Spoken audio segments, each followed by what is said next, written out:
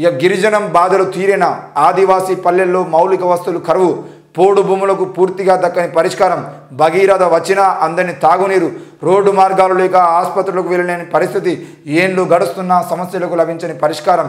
నేడు కేస్లాపూర్లో గిరిజన దర్బార్ హాజరు కానున్న మంత్రి సీతక్క. మంత్రి సీతక్క ఏదంటే వీళ్ళ బతుకులు మారుతాయా? ఈరోజు రోడ్లు లేవు, ఆదివాసీ బిడ్డలకు రోడ్లు లేవు అనే విషయం సీతక్కకు తెలియదా?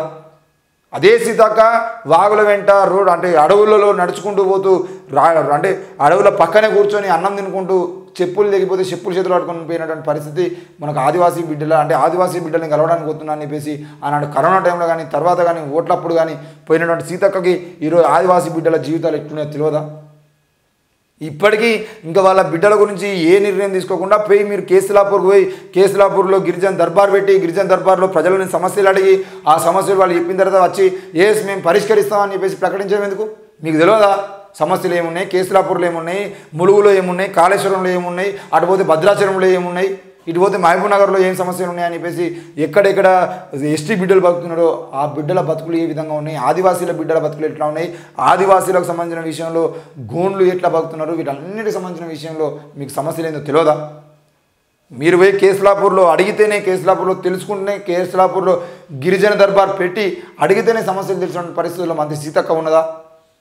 ఈ విషయం మీద మాట్లాడాల్సిన అవసరం ఉంది. దయచేసి ఇప్పటికైనా గిరిజనుల బతుకులు మార్చడం కోసం సీతక్క అయినా రేవంత్ రెడ్డి అయినా కూడా ప్రయత్నం చేయాల్సిన అవసరం ఉంది. ఈరోజు ఆ బిడ్డలకి ఇప్పటికీ చదువుకునేటువంటి హక్కు కనబడట్లేదు. చదువుకుందామంటే చదువు చెప్పేటువంటి పరిస్థితులు లేవు, కనీసం వాళ్ళకి పాఠశాలలు లేవు, కనీస వస్తువులు లేవు, వాళ్ళు చదువుకోవడానికి అర్హత ఉందా లేదా అన్న పరిస్థితుల్లో వాళ్ళు బతుకుతున్నారు. మరి ఇప్పటికైనా ప్రభుత్వం స్పందించి తప్పకుండా ప్రతి పల్లెల్లో ఉన్నటువంటి విద్యార్థులందరినీ ప్రభుత్వమే చదివించే విధంగా ప్రయత్నం చేయాలి. ఇప్పటికీ చదువులు లేనటువంటి ప్రతి గిరిజన బిడ్డకి చదువులు ఇవ్వాల్సిన బాధ్యత ఉంది. ఈరోజు వాళ్ళకి కనీసం చదువుకుందాము, వేరే ఊరికి పోయి చదువుకుందామంటే క్యాస్ట్ సర్టిఫికేట్ ఇచ్చేటువంటి పరిస్థితి కూడా లేదు.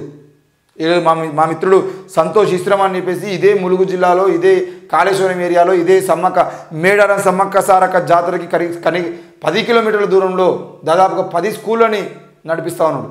10 భీమ్ చిల్డ్రన్ హోమ్ పేరుతో దేశమే గర్వించేదగ్గ సమయంలో అంటే ఆనాడు కరోనా సమయంలో దేశం మొత్తం లాక్డౌన్లో ఉంటే సంతోష్ ఇస్రమ్ ఆయన మిత్రులు మాత్రం భీమ్ చిల్డ్రన్ హోమ్ పేరుతోని గిరిజన అంటే ఆ గూడాల్లో ఆ స్కూల్ పెట్టి స్కూల్లో నడిపించడానికి ప్రయత్నం చేస్తున్నారు. ఇప్పటికీ వాళ్ళ స్కూళ్ళను విజిట్ చేసినప్పుడు చాలా విషయాలు చెప్పారు.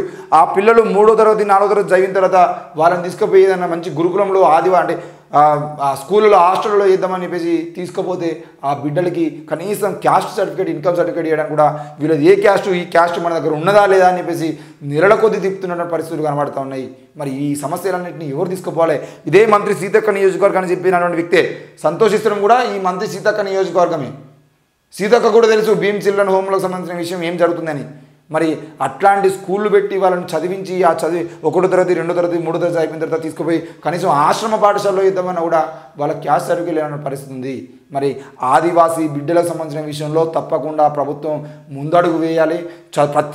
ప్రతి వ్యక్తికి కేంద్రం చెప్తున్న రూల్స్ ప్రకారంగా పాఠశాలలో లేనటువంటి ప్రతి బిడ్డ కూడా బాల కార్మికుడే. మరి ఆ బాల కార్మికులు ఆదివాసీ బిడ్డలలో ఎస్టీ బిడ్డలలో దాదాపు 90% మంది బాల కార్మికులను మిగిలిపోతున్నారు. వాళ్ళు మళ్ళీ పోయి ఆ అడవుల్లో బతికేటువంటి పరిస్థితుల్లో ఉన్నాయి. కాబట్టి ప్రతి ఆదివాసీ బిడ్డ ఈరోజు చదువుకునే విధంగా ప్రభుత్వం చర్యలు తీసుకోవాల్సిన బాధ్యత కాంగ్రెస్ ప్రభుత్వం ఉంది. ముఖ్యంగా ఆదివాసీల పేరు చెప్పుకొని ఈరోజు ఒక నాయకురాలుగా ఎదిగినటువంటి సీతక్క మీద తప్పకుండా ఉంటుందనే విషయాన్ని మేము చెప్తా ఉన్నాం.